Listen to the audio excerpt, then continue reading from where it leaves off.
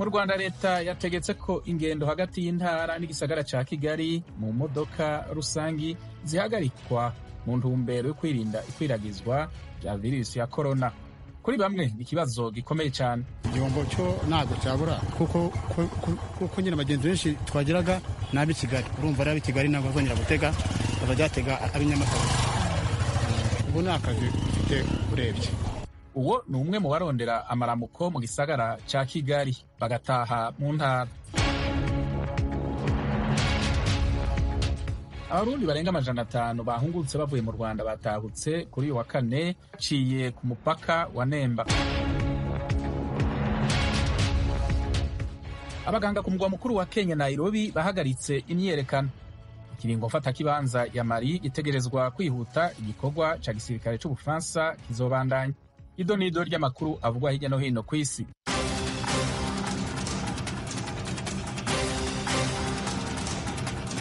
Abaganga ku mugwa mukuru wa Kenya Nairobi bahagaritse imyiyerekano. Ibindi kuri iyi nkuru murabishikirizwa na Eugene Mukankusi. Abaganga ba leta mu mujyi wa Nairobi basubiye ku mirimo uyu munsi kuwa kane nyuma y'iminsi 6 bayihagaritse, bamagana itinda ry'imishahara no kutagira ibikoresho bibarinda mu gihe barimo kwita ku barwayi ba COVID-19 nk'uko umuyobozi mu rugaga rw'amasendika yabo yabivuze. Turanira Kawugiriya ku rubuga rwa WhatsApp yavuze ko abaganga basubiye ku mirimo nyuma yo gusinyana amasezerano n'abayobozi ba komine ejo kuwa gatatu. Muri ayo masezerano guverinoma yijeje guhemba abaganga imishahara yabo ku munsi wa gatanu wa buri kwezi. Bidashobotse abaganga bafite uburenganzira bwo guhagarika akazi batabanje kumenyesha abakoresha. Amasezerano ibiro ntaramakuru by'Abongereza Reuters byabonye anaha abaganga amazu 2 yo kwishyira mu kato igihe bakwandura COVID-19. Ubuyobozi bwa komini bwemereye kandi abaganga ibikoresho byujuje ubuziranenge ku rwego rwo hejuru byo kubarinda kwandura. Abaganga 320 bari basohotse mu kazi mu cyumweru gishize bavuga ko ibikoresho bafite byo kubarinda nta kamaro kandi ko nta hantu hahagije ho gushyira abantu mu kato kandi ko ubwishingizi mu kwivuza bufite inenge. Iyo myigaragambyo yagize ingaruka gusa ku bitaro bya leta muri komine, se ku bitaro bya guverinoma y'igihugu cyose cyangwa ku by'abigenga.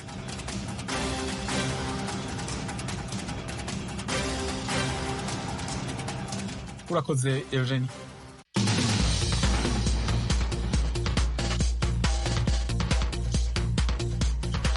Amakuru yo mu karere k'ibiyaga binini. Igice cya mbere c'abarundi bahungutse bavuye mu Rwanda batahutse kuri wa kane, bose hamwe barenga gato 500 bavuye mu ikambi ya Mahama iri mu buseruko bw'u Rwanda. Baciye ku mupaka wa Gasenyi Nemba ruhande urubibe n'intara ya Kirundo mu Burundi. Mugenzi wacu Pierre Claver niyo nkuru yari ku mupaka w'u Burundi n'u Rwanda amaze kuvugana na mugenzi wacu Edi Gwema. Rego cyane urakoze. Neza na neza duhagaze ku mupaka ugabura Burundi n'u Rwanda. Impunzi z'abarundi iza mbere ziriko zirajabuka. Ubushikiranganji bw'u Rwanda bujejwe impunzi bushikirije umushikiranganji w'Uburundi ajejwe umutekano w'intwaro hagati mu gihugu. Impunzi zigera ku 493 ubu muri kino gihe nibo bariko barajabuka. Umushikiranganji w'Uburundi Gervain Nderakobuca akaba aje guhereza idarapo impunzi za mbere zamaze kujabuka hamwe n'uko nevuze akaba ari 493 ariko bakaba basubiye ko n'abandi bakiri inyuma bazobandanya bahunguka ku kwezi ku kwezi. Mbere y'uko bambuka umupaka ese haba habanje kubaho ibiganiro hagati y'impande eshatu, dore ko arizo zirimo kugerageza gutuma iki gikorwa cyo gutahana izo mpunzi kiba. Aha ndavuga leta y'u Rwanda, HCR ndetse n'intumwa z'u Burundi. Irinde yuko zino mpunzi zegera ku mupaka abaserukira leta y'u Rwanda n'abaserukira leta y'u Burundi hamwe n'ishirahamwe HCR gisata cyo mu Rwanda n'icyo mu Burundi babanje kugenda ahantu hamwe baraganira baravugana ingene baja guhana izo mpunzi. Umvikana ingene ijya kugenda. Ubushikiranganji bw'amagara y'abantu mu Burundi bwahawe ibipimo bya zino mpunzi zose zapimwe zikindi kandi ya Mahama bigaragaza yuko atagize cy'umugera wa COVID-19 bafise. Impande zitatu rero zabanje kuganira maze izo mpunzi zibona kurengana, n'ubu bariko bararengana. Bagizwe ahanini n'abagore n'abana ku kirenga 90%, kandi bamwe muri bo twaganiriye batubwiye ko baryohewe kubona batashe mu gihugu cyabo. Nabo bose baturuka mu ntara zo mu buraruko bw'urugo cyane cyane mu ntara ya Kirundo. Hanyuma se ubarebye ku maso bameze bate? Nk'ubu turiko turavugana Edi, imbere yanje hari umupfasoni ahetse umwana ateruye n'ubundi mu minwe, akaba afite igisakoshi kinini imbere yiwe, ariko araraba hakurya mu Burundi. Urabona ko akamwene ku maso ari kenshi. Ndamubajije igituma aryohewe, nababwira ati ndagenewe kubera asubiye kubona igihugu canje c'Uburundi, haheze imyaka 5 ndacumva ku matwi ntakibona, ati n'ubu ndagenewe kubona asubiye kukibona. Hanyuma abandi nabo abagabo urabona ko baryohewe, ariko hari n'abandi batubwiye yuko bafise ubwoba, ati turumva ko hakiri ibintu bimeze nabi, ati turagiye turabe yuko tuzoba maze duhe amakuru bagenzi bacu basigaye imigambi ya Mahama, tuzababwira uko tubimeze. Ariko uri kuraraba nk'abo twavuganye, abafise ubwoba ni bake. Abandi urabona ko bamwenyura kandi baryohewe, bafise utwo baje baragaburira abana babo, hari abafise udusahani, uducupa turimwo amazi. Biboneka yuko banarushe kuko bagize urugendo rw'amasaha agera ku 8 kuva imigambi ya Mahama isaha z'agatondo. Izo mpunzi nizivaho ngaho ku mupaka wa Nemba barazijyana hehe? Hanyuma numvise ko hari n'ubutumwa umukuru w'igihugu cy'u Burundi ashobora kuba yakishije ku rubuga rwa Twitter, wabubonye? Yego cyane, umushikiranganji yagize intore hagati mu gihugu Jerubendera ko buca ubunyene ubunye amaze kuzakira ababwiye ati karibu mu gihugu canyu c'amavukiro, karibu muri leta leta Ngozi. Avuze ko baca bashikira mikambi y'agateganyo mfata kibanza yahitwa Isongore, ni mu ntara ya Kirundo. Abandi baca bajanwa mu Muyinga kugira ngo babe baraharindiriye mu kiringo c'amasaha 28 maze bazoshobore gusubizwa ku makomine bose baje bavamwo. Anasubiye mu mbere ubutumwa bwanditswe n'umukuru w'igihugu nk'uko wari ubivuze, avuze ko leta mvyeyi irongowe na Perezida Evariste Ndayishimiye yifurije ikaze ko boza bakisanga atana kimwe bazoba, ndetse anavuze ko umutekano wabo uzoguma wubahirizwa ata kintu na kimwe bazoba. Pierre Claver niyo nkuru, umunyamakuru w'Ijwi ry'Amerika ku mupaka uhuza u Rwanda n'u Burundi. Ndagushimiye cyane, komeza ukurikirane iyo nkuru uratugezaho mu makuru yacu ataha. Murakoze namwe. Tubandanye kuri iyi nkuru y'impunzi z'abarundi zatahutse. Uwanyuma yashoboye kujabuka umupaka hari isaha 12:05 mu kanya karangiye. Ababo bari baje kubakira hakurya y'umupaka muri komine Busoni mu ntara ya Kirundo ntibashoboye kubonana.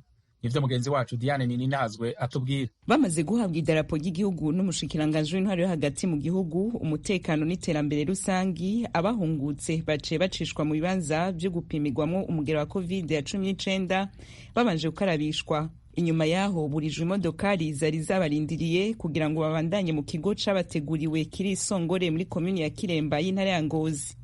Aho Isongore babwiwe ko bazohamara iminsi 3 bariko bakurikiranwa n'abahinga mu gukingikiza ca virusi ya corona, bongera baronswa inyigisho zo gukunda igihugu nk'uko umushikiranganje Javendera ko buca yabakiriye yabibabwiye.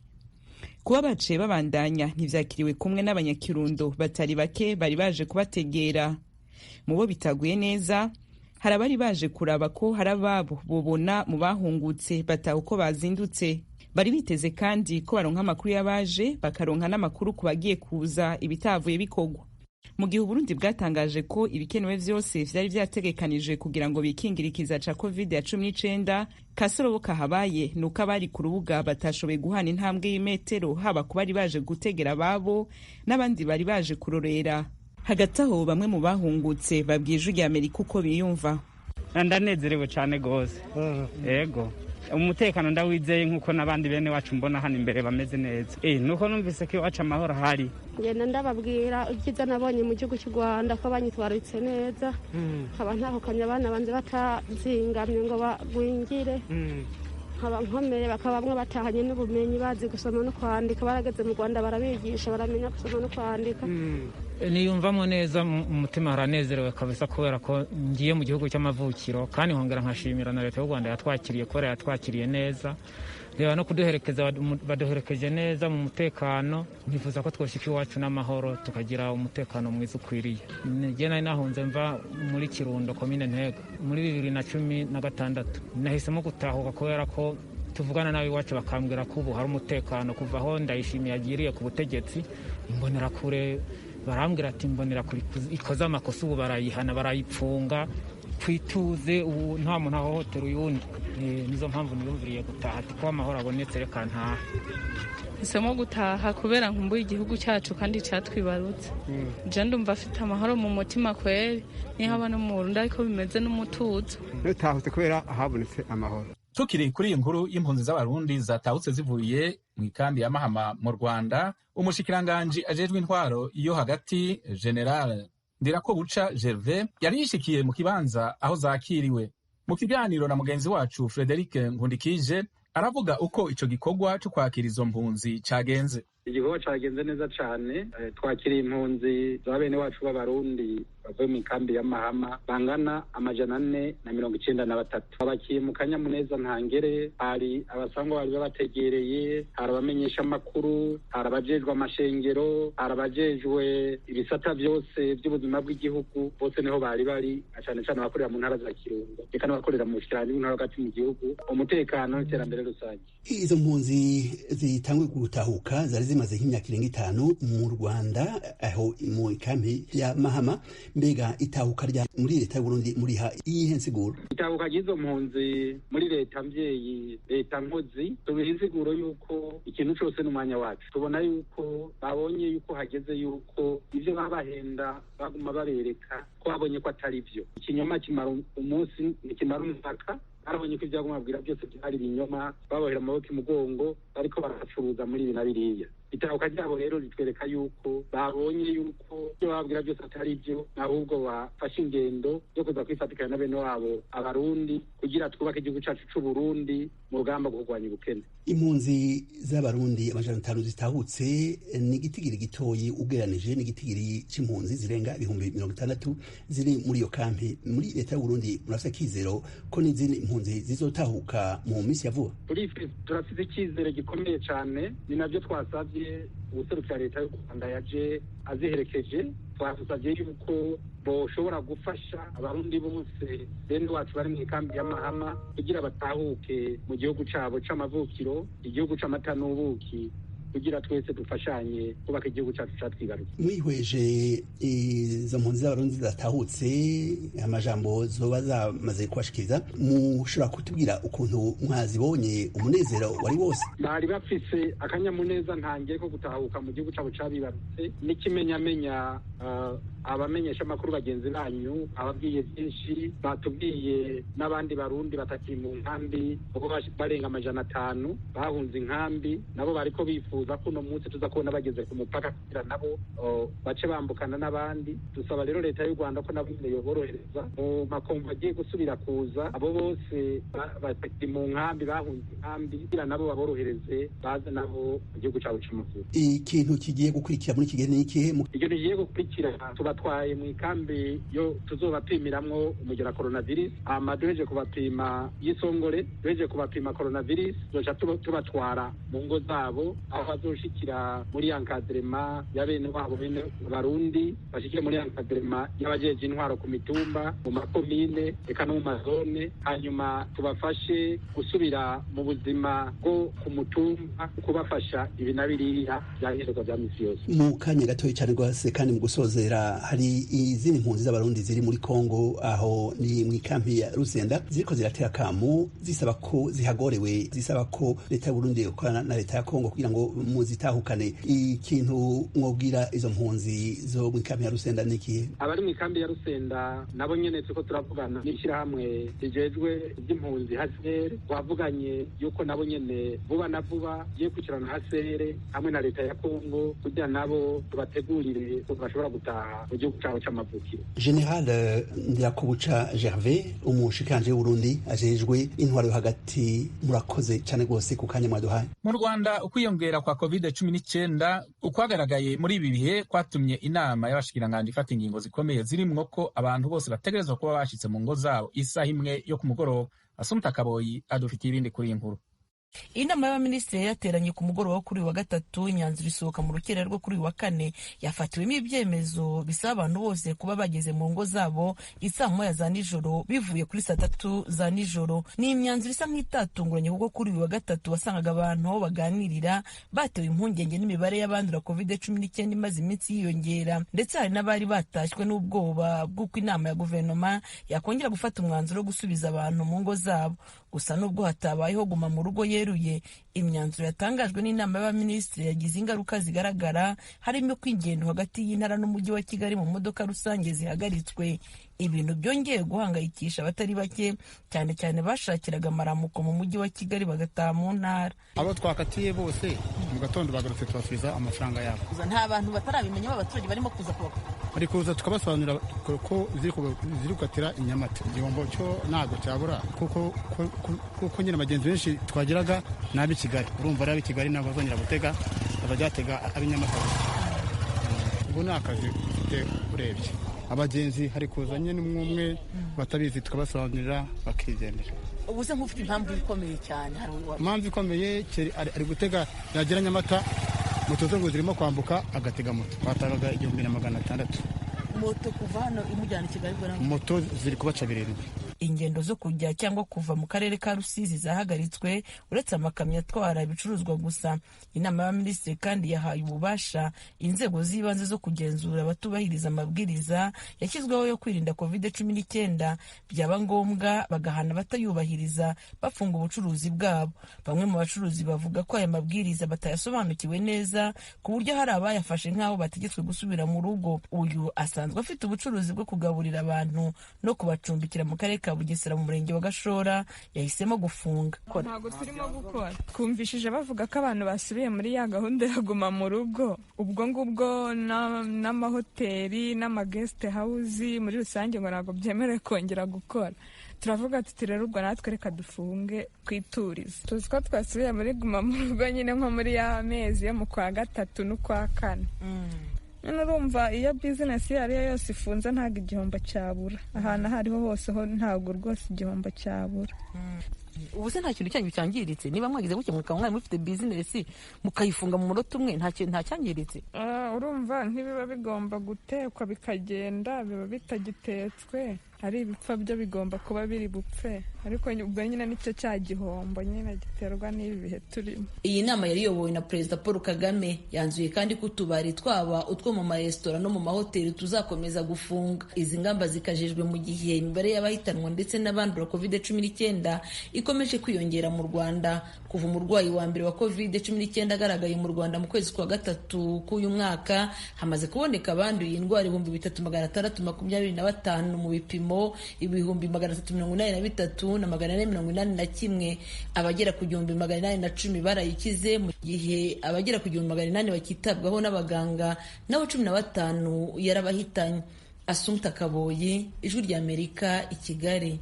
Indwi zibiri z'ikoraniro rikuru ryo kwemeza abakandida mu migambwe ibiri ikomeye muri Leta Zunze Ubumwe za Amerika ziriko zitera zisozerwa kuri uyu wa kane, aho Perezida Donald Trump aza kuvuga ijambo yemera guserukira umugambwe wiwe mu ikoraniro rikuru ry'umugambwe w'abarepublikani. Inkuru y'umumenyeshamakuru w'Ijwi ry'Amerika Ken Bredmeyer, mwumva mu ijwi rya Temistokle Mutijima. Biteganijwe ko Perezida Trump avugira ijambo rye mu gice cy'epfo cy'ubusitani bwa Perezidansi ya Amerika. Iryo rirakurikirwa no kurasa ibishashi by'umuriro bikorerwa mu busitani ndangamurage National Mall, hafi y'aho radiyo Ijwi ry'Amerika ikorera. Kuba ari kuri gahunda y'abafata ijambo kuri uyu wa kane harimo Senateri Mitch McConnell, umukuru wa Sena unahagarariye ishyaka ry'abarepublikani muri Sena y'Amerika. Harimo kandi Senateri Tom Cotton, Depite Kevin McCarthy uhagarariye ishyaka ry'abarepublikani mu nteko umutwe w'abadepite, ndetse n'umwe mu bakobwa ba Perezida Trump, Ivanka Trump.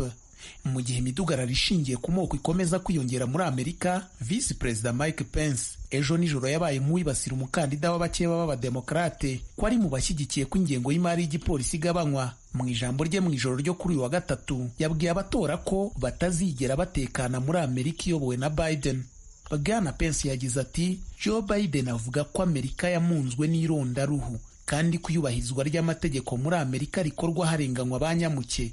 Abajijwe niba ashyigikiye ko ingengo y'imari ijya mu bikorwa by'iyubahirizwa ry'amategeko igabanywa, yasubije ngo yego rwose. Ukuri guhari rero ni uko mutazigera mutekana muri Amerika ya Biden. Ayo magambo visi perezida Mike Pence yayavugiraga ku ngoro y'amateka y'ahitwa Fort McHenry iri mu mujyi wa Baltimore, aho ingabo za Amerika zatsimburiye igitero cy'abakoloni b'Abongereza mu 1814 mu myaka ya mbere y'ubwigenge. Icyo gitero nicyo cyabaye umusemburo w'amagambo agize indirimbo yubahiriza igihugu y'Amerika, umwenda utamirije inyenyeri. Perezida Donald Trump na benshi mu bamushyigikiye bakunze gushinja Biden ko ashyigikiye abatangije kampani iharanira uburenganzira bw'abirabura izwi nka Black Lives Matter, cyo kimwe n'abandi baharanira ubwisanzure basaba ko amafaranga agenerwa igipolisi ahagarara. Ibyo ariko Joe Biden abihakana yivuye inyuma. Gusa Bwana Pence yavuze ukuri mu kuvuga ko Biden hamwe n'uwo biyamamazanya, senateri wa leta ya California Madame Kamala Harris, bashyigikiye ko amafaranga akoreshwa n'igipolisi yagabanywa akongererwa ibindi bigo byagifasha mu rwego rwo gukumira ibyaha. Mu ntangiriro z'uku kwezi, Bwana Biden yagize ati, sinifuza ko inkunga igenerwa igipolisi ihagarara. Icyo nifuza ni uko abapolisi babona amafaranga menshi mu rwego rwo gukemura ibibazo bigaragara ko bikeneye cyane gukemurwa, ku buryo baba bafite ibibashoboza gukorana neza n'abaturage. Madamu Kate Bedingfield, umuyobozi wungirije ushinzwe kwamamaza Biden, mu kiganiro yatanze kuri uyu wa gatatu, yavuze ko Bwana Pence mu ijambo rye yaranzwe no guca ku ruhande ibibazo bikomeye, ahubwo akagerageza gukomeza gucamo ibice Abanyamerika. Madame Kate yatunze agatoki Pence ku kutavuga cyane kuri virusi ya corona irimo yica ibihumbi by'Abanyamerika buri cyumweru. Bwana Pence ku mugaragaro yemeye kongera kungiriza Trump muri manda ya kabiri mu gihe baba batsinze amatora. Bwana Pence yiyemeje ko we na Trump bazifatanya n'igipolisi mu gukumira icyitwa imvururu cyose, kandi ko batazigera bahagarika inkunga y'igipolisi haba ubu cyangwa se n'ikindi gihe. Iyo mbaga yari imbere ya Pence yari yiganjemo abahoze mu gisirikare cya Amerika, yari yicaye ku buryo begeranye umwe ku wundi, kandi ntibari bambaye udupfukamunwa nk'uko bitangwamo inama n'impuguke mu buvuzi mu rwego rwo gukumira ikwirakwira ry'icyorezo cya virusi ya corona. Ubwo inama y'abarepublikani yabaga, imvururu zishingiye ku moko zadutse mu mujyi wa Kenosha utuwe n'abagera ku bihumbi 100 muri leta ya Wisconsin, aho ku cyumweru igipolisi cyarasiye umugabo w'umwirabura uzwi ku mazina ya Jacob Blake. Ibyo byatumye abigaragambya birara mu mihanda bamagana igipolisi, ndetse n'inyubako zimwe ziratwikwa. Muri leta y'abaturanyi ya Illinois, umusore w'imyaka 17 yatawe muri yombi mu bikorwa byo kwica abigaragambya 2 no kurasa uwa 3. Perezida Trump na Mike Pence hamwe n'abandi benshi bafashe ijambo bagaragaje ubutegetsi bwabo nk'ubushyigikiye byimaze iyubahirizwa ry'amategeko. Turabaramukije bakunzi namwe banywanyi b'Ijwi ry'Amerika. Mu ntumbero yo kuronka amakuru y'imvaho kandi agezweho dushobora gusangiza n'abanywanyi bose, ni ngombwa ko tubandanya gukorera hamwe mu kuronka amakuru yizewe kandi twosangiza abatwumva.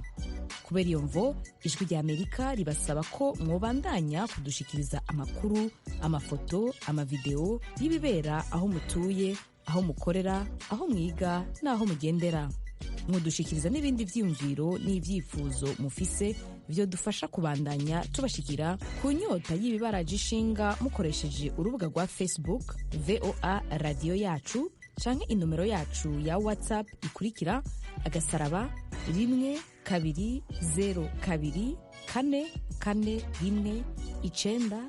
*12024419931. Ijwi ry'Amerika ni radio yanyu.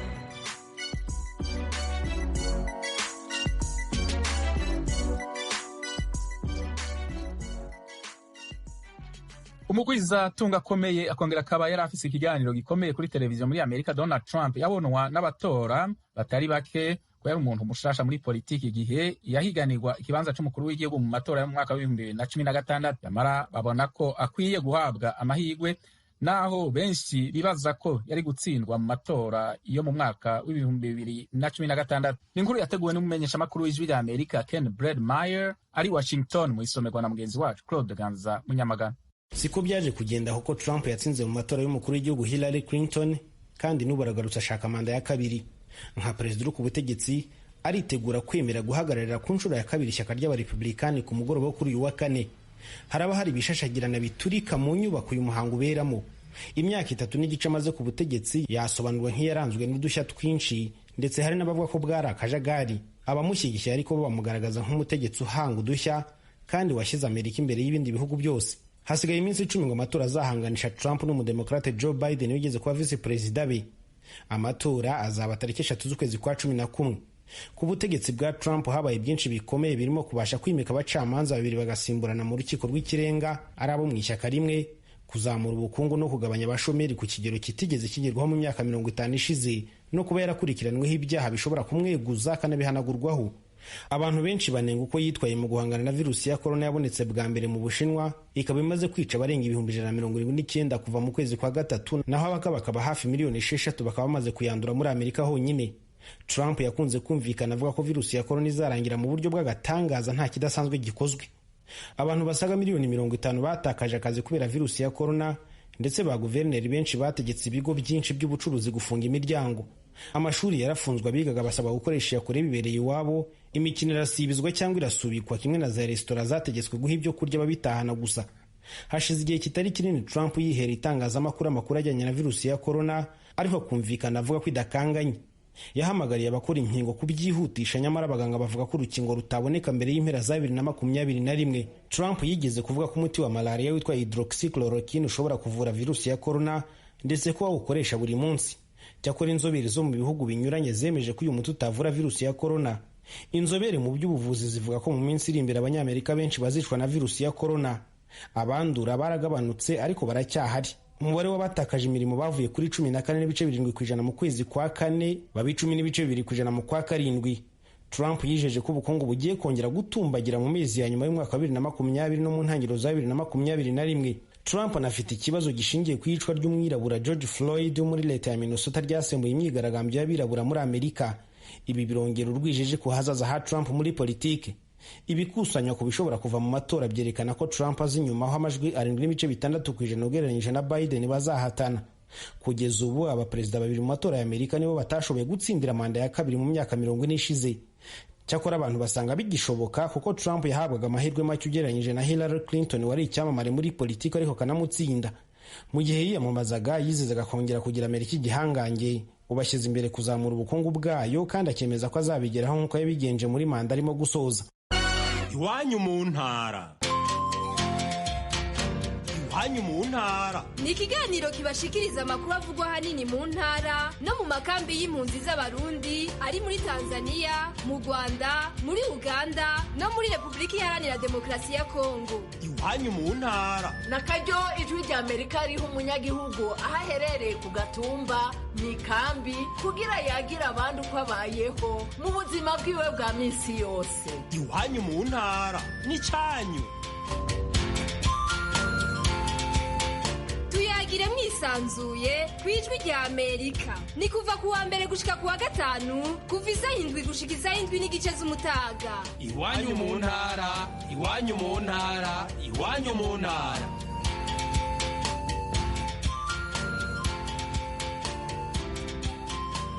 Nshuti mwese mukunda radiyo ijwi rya Amerika, ibiganiro byo muri aka kanya bigarukiye ngaha. Tuboneye kandi akanya ko gushimira engineer yadufashije mu buhinga bw'ivyuma hamwe na Fatu Alimas Karara yadufashije kwegeranya ibi biganiro.